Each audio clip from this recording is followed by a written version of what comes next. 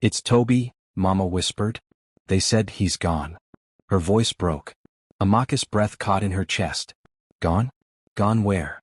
Mama Ijeoma swallowed hard. "They found him this morning. He took his own life." Long ago, though not too far back, in a town called Olorunwa, a place where the dusty red roads met the buzzing of modern life, there lived a young woman named Amaka. Olorunwa was not a big city, but it was growing. There were tall electric poles lined up beside old mango trees, and the sounds of motorbikes mixed with church bells and mosque calls. The people there still greeted the elders with respect, still poured palm oil on shrines when the rains delayed, and still whispered prayers before every new day began. Amaka was known as a kind and cheerful girl. She worked at a small tailoring shop near the market. Her laughter could brighten even the gloomiest afternoon, and everyone knew her voice. She lived with her mother, Mama Ijeoma, in a small two-room house that smelled of soap, pepper, and incense. Life for Amaka was simple.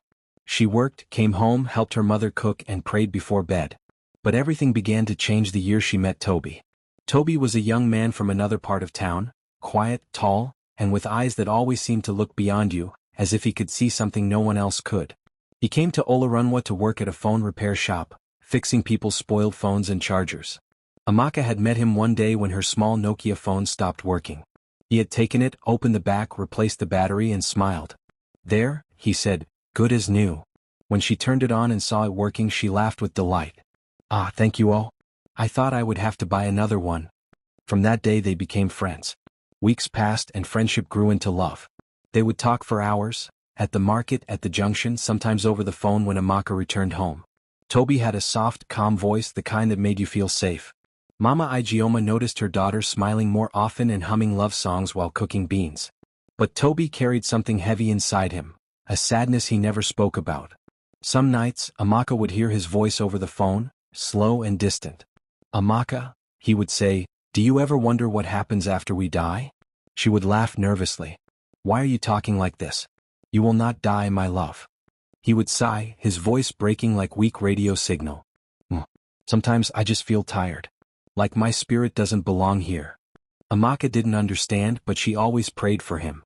Then one rainy evening, everything changed. Amaka came home soaked, clutching her umbrella. She was about to remove her wet sandals when her mother came out of the room with tears in her eyes. "Amaka," she said softly, "come and sit down." Amaka froze. "Mama? What happened?" "It's Tobi," Mama whispered. "They said he's gone." Her voice broke. Amaka's breath caught in her chest. "Gone? Gone where?" Mama Ijeoma swallowed hard. "They found him this morning. He took his own life." The world stopped. Amaka fell to her knees. "No, no, no," she screamed until her throat hurt. Her heart refused to believe it. That night, she cried until she slept, and even in her dreams she was still calling his name. Days turned into weeks. People came to console her. Some said prayers, some said she should forget him. Others warned her not to keep thinking about the dead. But how could she forget? At night, she would hold her phone and scroll through his old messages. Sometimes she would dial his number, even though she knew he was gone. Each time, the voice would say, "The number you are trying to call is switched off." Then one night, about 3 weeks after his burial, something strange happened. Amaka's phone rang. She looked at the screen and froze. It was Tobi's number. Her heart pounded. She dropped the phone, thinking her eyes were deceiving her. But the phone kept ringing, vibrating on the table. Her mother, half asleep, shouted from the next room, "Amaka, answer your phone before it wakes the whole house." With shaking hands, Amaka picked it up. "Hello," she whispered. There was silence. Then, faintly, a voice she could never forget. "Amaka?" Her heart almost stopped. "Tobi?" "It's me," the voice said. It was low, soft, like wind through dry grass. "Don't cry again," Amaka screamed in through the phone. It fell on the floor and went silent. Mama Ijeoma rushed in. "What happened?" Amaka was trembling. "Mama, I heard him. I swear I heard Tobi's voice." Her mother frowned. "Ha, Amaka, don't open your ears to spirits. The dead should rest. If you answer, they will keep coming." Amaka nodded, but she couldn't forget that voice. The next day she told her friend Nkem, who didn't believe her. "Maybe it was a prank," Nkem said. "Someone could be using his SIM card." But when they called the number together, it said disconnected. That night, Amaka turned off her phone. Yet around midnight it came on by itself, the screen lighting up in the darkness. The ringtone played, the same tune Tobi had set for her months ago. She didn't touch it. She just watched in terror as the call came again. The name on the screen read, "Tobi calling?" Then the phone picked itself. "Amaka?" Her eyes widened. The voice was clearer this time. "Tobi? How are you calling me?" "I wanted to say sorry," the voice said. "I didn't mean to leave like that." Amaka's hands shook. "But, you're gone. I know.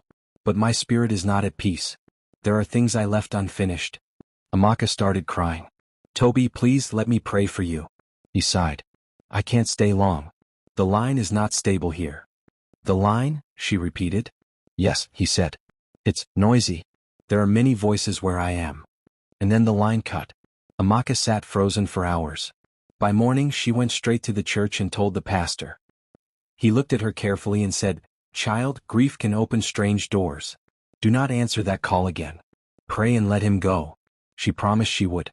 But curiosity, and love, is a strong thing. The next night she waited.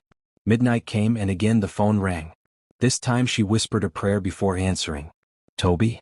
The voice was weaker. "Amaka, I need your help." "What do you want?" she asked, tears rolling down her face. "My spirit is trapped. I can't rest because something of mine is missing." "Missing?" "Yes. The necklace I gave you, the one with the small black stone. You kept it, right?" Amaka touched her neck. The necklace hung there warm against her skin. "Return it," the voice said. "Bury it under the palm tree at the junction. Do it before the next moon." Then silence. The next morning Amaka told her mother everything. Mama Ijeoma was horrified. "You will not go near that junction. Do you hear me? That is how spirits deceive the living." "But Mama, what if it helps him rest?" Her mother shook her head. "If you go there, he might take you with him." Amaka kept quiet. But that night, while her mother slept, she took the necklace, wrapped it in cloth, and sneaked out. The moon was bright, round like a watchful eye. She walked quickly to the junction, where the tall palm tree stood beside the old shrine stone. The wind was cold, whispering through the leaves. She knelt down and began to dig with her hands. Then suddenly she heard it, her name whispered right beside her ear. "Amaka?" She turned sharply, but no one was there. She dropped the necklace into the hole and covered it with sand. Then she whispered, "Tobi, rest in peace." A soft wind blew through her hair, warm, gentle, like a sigh of relief. When she returned home, she felt lighter, calmer. She believed it was over. For weeks there was silence. No more calls, no more strange dreams. Amaka began to smile again. She even returned to her shop and started sewing clothes for customers. But peace never stays long in Olorunwa.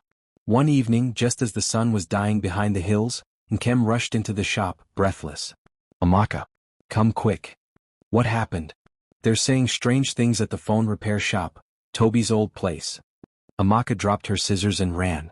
When she arrived, she saw a small crowd gathered. The shop's new worker, a young boy, stood trembling beside the counter. "What's going on?" Amaka asked. The boy pointed to the table. "The phone line, it keeps ringing by itself. Every night when I close the shop, the landline rings. And when I pick it, I hear breathing." The crowd murmured. "Sometimes," the boy said, "I hear a voice saying, 'Tell Amaka I'm waiting.'" The air went cold. Amaka ran home in tears. She locked the door and threw the phone away. For days she refused to touch it. But no matter what she did, the ringing followed her, from her dreams, from the echo of wind through the window, even from the quiet hum of the refrigerator. One night, she woke to see her phone glowing on the table. Not ringing, just glowing, showing a message. "Unknown number, come to the palm tree." Amaka shook her head, whispering, "No, I won't go." Then she heard footsteps outside. Soft, slow, dragging footsteps. She went to the window and peeked. Under the moonlight, a tall shadow stood near the gate. It didn't move. It just stood there, facing her house. She screamed for her mother.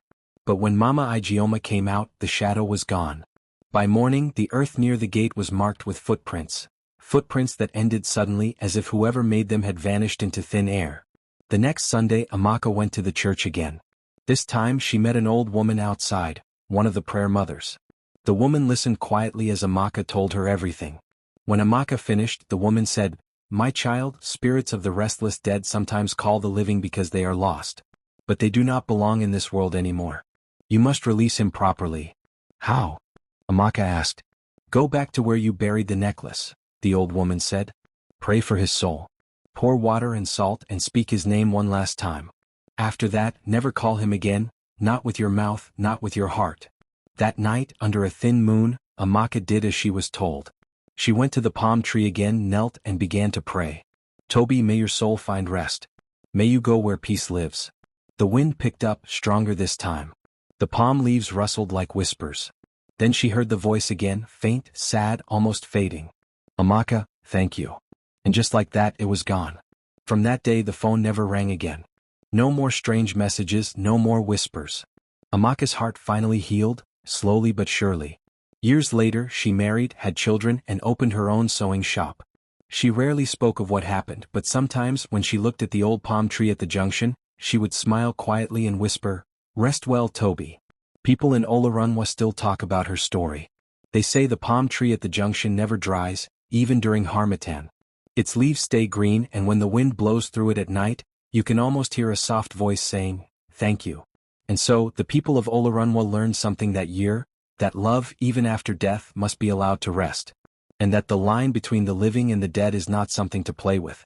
Because sometimes when you answer a call that should never have come, the caller may not hang up easily.